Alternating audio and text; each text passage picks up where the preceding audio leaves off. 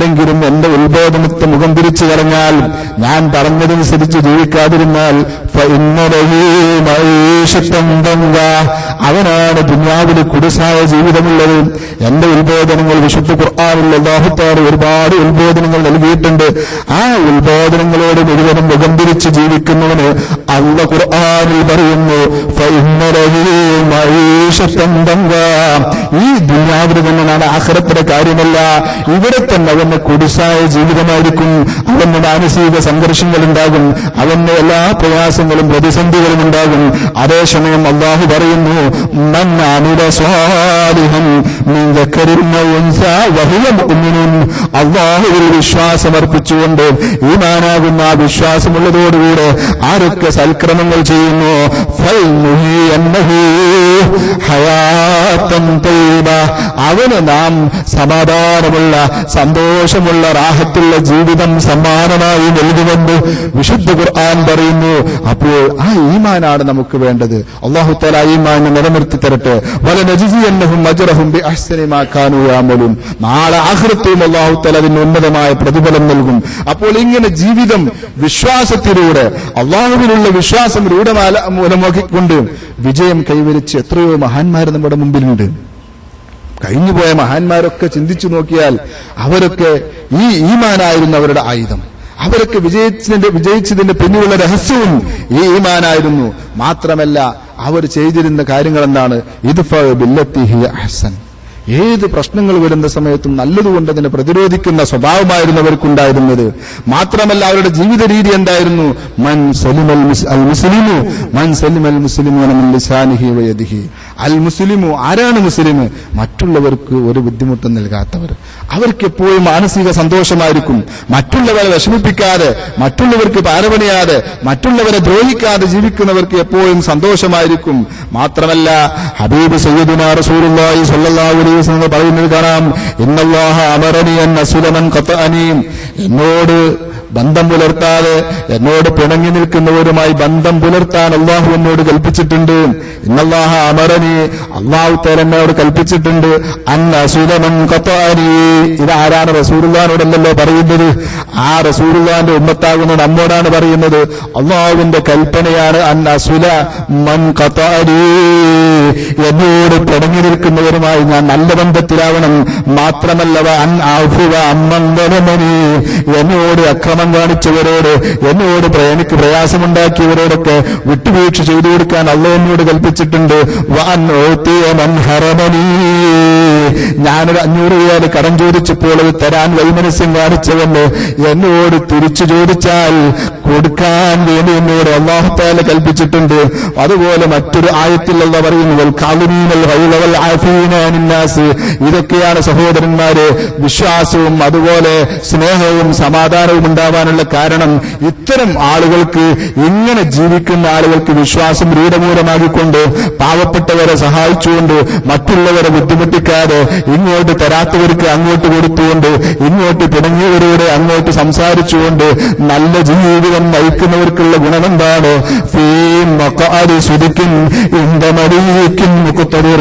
അത്തരം ആളുകളുള്ളത് ഫീ മഖഅദി സിദ്ഖിൻ, സത്യവും അന്തസാർണവുമായ ഒരു സ്ഥലത്താണ് അവരുടെ താമസം. ഫീ മഖഅദി സിദ്ഖിൻ ഇൻദ മലീകിൻ മുഖ്തദിർ, എല്ലാറ്റിനും കഴിവുള്ള രാജാതിരാജനായ അല്ലാഹുവിന്റെ മുമ്പിലാണ്, അല്ലാഹുവിന്റെ സാന്നിധ്യത്തിലാണ് അവരുടെ താമസം. ആ സ്വർഗ്ഗലോകത്ത് താമസിക്കുന്ന സമയത്ത് ഹദീസുകളിൽ കാണാം, മുത്തുകളെ കൊണ്ട് മാത്രം, ഒരു മുത്തിനെ കൊണ്ടുള്ള ബിൽഡിംഗ്, ഒരൊറ്റ മുത്തിനെ തുളയുണ്ടാക്കി ആ മുത്ത് തന്നെ എത്രയോ കിലോമീറ്റർ വലിപ്പമുള്ള വീട്. ആ വീട്ടിന്റെ ഉള്ളിലവർ താമസിക്കുന്ന സമയത്ത് ഒരു ഭാഗത്തവൻ ഒരുക്കി വെച്ച ഹൂറുലീനുകൾ, മറുഭാഗത്തുള്ള ഹൂറുലീനുകൾക്ക് കാണാൻ സാധിക്കുകയില്ല. ഇവരുമായി സല്ലപ്പിക്കുന്നത് ഇപ്പുറത്തുള്ളവർക്ക് കാണാൻ പറ്റാത്ത അത്രക്കും മനോഹരമായ മുത്തിന്റെ ഉള്ളിൽ നിൽക്കുന്ന സമയത്ത് എവിടെ നിന്ന് നോക്കിയാലും എന്താ മലീക്കും മുഖത്തവർ ഖാലിക്കായ സൃഷ്ടാവായ റബ്ബിനെ കാണാൻ പറ്റുന്ന, അള്ളാഹുവിനെ കാണാൻ പറ്റുന്ന ആ രൂപത്തിലായിരിക്കും ആ ബംഗ്ലാവിനെ സംവിധാനിച്ചു വെച്ചിരിക്കുന്നത്. അള്ളാഹു സുബ്ഹാനഹു വ തആല നമുക്ക് തൗഫീഖ് നൽകട്ടെ. അപ്പോൾ അത് ശരിക്കും സത്യവും അന്തസാർന്നതുമായ സ്ഥലത്താണ് നാം നിൽക്കുക. എന്ത മരിക്കുന്നു കുത്തതിര്, എല്ലാറ്റിനും കഴിവുള്ള രാജാതിരാജനായ അള്ളാഹുവിന്റെ മുമ്പിൽ ഏത് സമയത്ത് വേണമെങ്കിലും അവനെ കാണാൻ പറ്റുന്ന രീതിയിൽ. അതാണ് സഹോദരന്മാരെ ജീവിതം, അതാണ് വിജയത്തിന്റെ രഹസ്യം. ആ വിജയമുണ്ടാവണമെങ്കിൽ അള്ളാഹു സുബ്ഹാനഹു വ തആലയെ ഓർത്തുകൊണ്ട്, അള്ളാഹുവിനെ ചിന്തിച്ചുകൊണ്ട്, അള്ളാഹുവിനെ മനസ്സിലാക്കിക്കൊണ്ട് ചിന്തിക്കുക. അപ്പോൾ നമ്മുടെ മാനസിക സംഘർഷങ്ങളില്ലാതാവാനുള്ള മാർഗമാണ് ഈ പറഞ്ഞത്. മറ്റൊരു മാർഗമാണ് ഒതുക്കുറേനി അത് കുറുക്കും, നിങ്ങൾ എന്നെ ഓർത്തുകൊണ്ടിരുന്നോട് ഞാൻ നിങ്ങളെ ഓർക്കും കേട്ടോ എന്ന് അള്ളയാണ് പറയുന്നത്. എല്ലാ സമയത്തും നാം അള്ളാഹുവിനെ ചിന്തിച്ചുകൊണ്ടിരിക്കുക. മറ്റൊരാഴത്തിൽ അള്ള പറഞ്ഞിട്ടില്ലേ, അലാ ബിദിക്രില്ലാഹി തത്മഇന്നുൽ ഖുലൂബ്. ഹൃദയത്തിന് മാനസിക സംഘർഷമുള്ളവർക്ക്, മാനസിക പ്രയാസങ്ങളുള്ളവർക്ക് സമാധാനം ലഭിക്കുന്നത് അത് ദിക്റിലൂടെയാണ്. ഹദീസിൽ കാണാം, അദ്ദുന്യാ മൽഊനും മാഫിഹാ, ദുനിയാവും അതിലുള്ളത് മുഴുവനും ശപിക്കപ്പെട്ടതാണ്. ഇല്ലാ ദിക്റുല്ലാഹ്, അള്ളാഹുവിന്റെ സ്മരണ നിലനിർത്തുന്ന കാര്യങ്ങളല്ലാത്തത് മുഴുവനും ദുനിയാവിലുള്ളത് നല്ലതല്ലെന്ന് ഹദീസിലുണ്ട്. അപ്പോൾ എന്റെ സഹോദരന്മാരെ, അള്ളാഹു സുബ്ഹാനഹു വ തആലയെ ചിന്തിച്ചുകൊണ്ട് അള്ളാഹുവിനെ ദിക്റ് ചൊല്ലിക്കൊണ്ട് ജീവിച്ചാൽ നമുക്ക് മാനസിക സംഘർഷങ്ങൾ ഉണ്ടാവുകയില്ല, നമുക്ക് പ്രയാസങ്ങൾ ഉണ്ടാവുകയില്ല.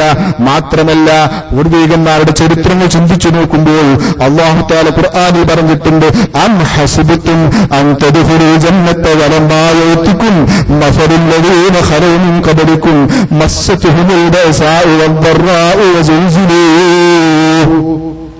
നിങ്ങളൊക്കെ വിചാരിക്കുന്നുണ്ടോ എന്നും നിങ്ങൾ ഗ്രീൻ ആയിരിക്കുമെന്ന്? ഒരിക്കലും അങ്ങനെ വിചാരിക്കണ്ട. അത് റെഡാകും, അത് യെല്ലോ ഒക്കെ ആയി മാറും. അതിനൊന്നും നിങ്ങൾ പേടിക്കേണ്ട. മുഅ്മിനീങ്ങൾക്ക് ദുനിയാവിൽ അതൊക്കെ ഉണ്ടാവും. പൂർവികന്മാരായ ആളുകളൊക്കെ സ്വർഗത്തിൽ കടന്നത് ഒരുപാട് പ്രയാസങ്ങളും ഒരുപാട് ബുദ്ധിമുട്ടുകളും സഹിച്ചതുകൊണ്ട് തന്നെയാണ്. അതുപോലെ തന്നെ നിങ്ങളും സ്വർഗത്തിൽ കടക്കുള്ളൂ. അവൻ മനുഷ്യനാണോ മുഅ്മിനാണോ, ജീവിതത്തിൽ പ്രയാസങ്ങളും ബുദ്ധിമുട്ടുകളും ഒക്കെ ഉണ്ടാകും. അത് നാം സഹിച്ചേ പറ്റൂ. മാത്രമല്ല, മറ്റൊരു മാർഗം നാം നേരത്തെ പറഞ്ഞ നിസ്കാരം കൊണ്ട് സഹായം തേടുക.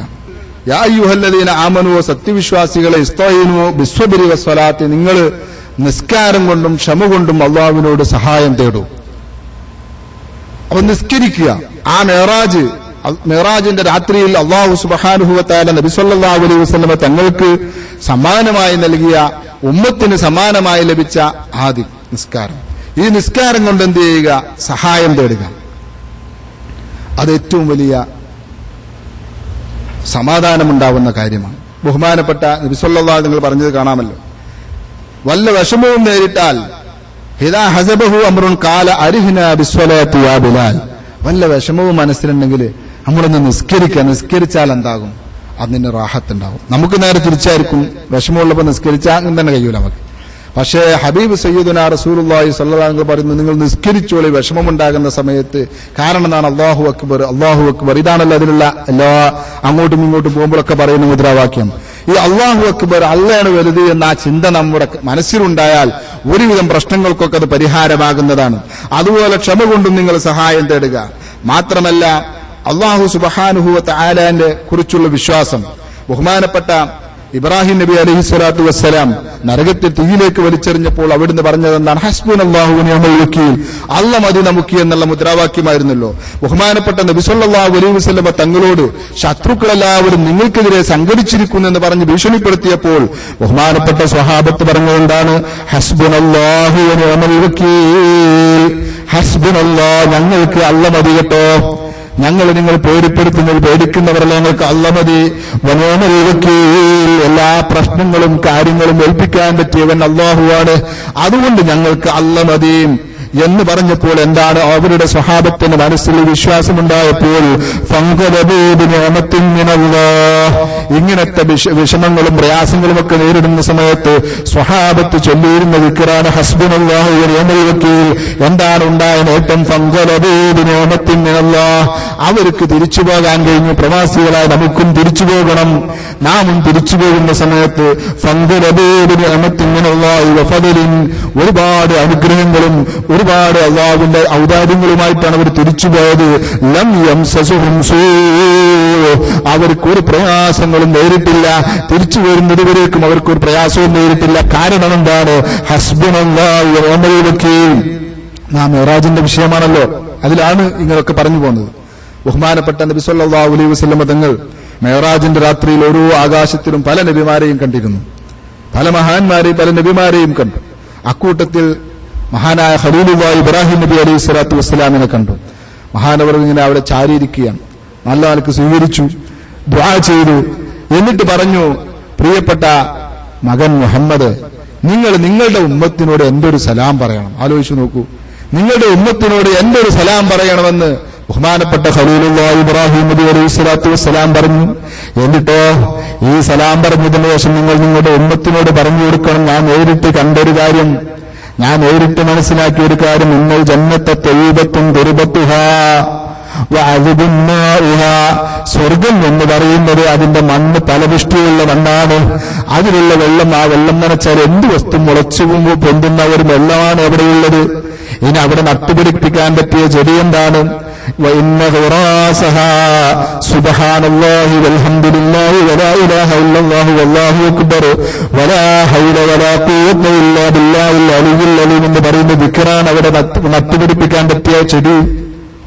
എന്തൊരു അർത്ഥവത്തായ ദിക്റാണ്!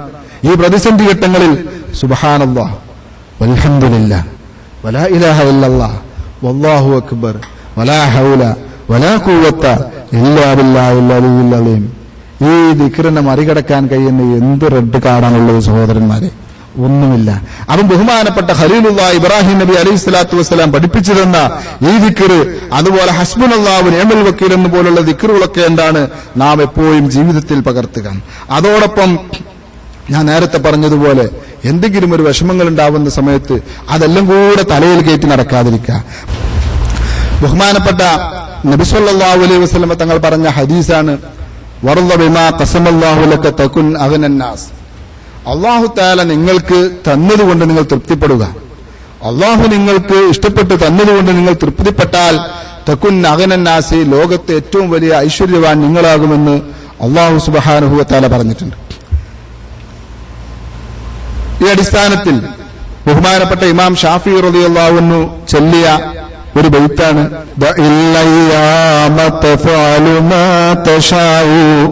وطب نفسا إذا حكم القضاء ولا تجزع لحادثة الليالي فما لحوادث الدنيا بقاء ليس ينقصه التأني وليس يزيد في الرزق عناء ولا حزن يدوم ولا سرور ولا بؤس عليك ولا رخاء إذا ما كنت ذا قلب قنوع فأنت ومالك الدنيا سواء ومن نزلت بساحته المنايا فلا أرض تقيه ولا سماء وأرض الله واسعة ولكن إذا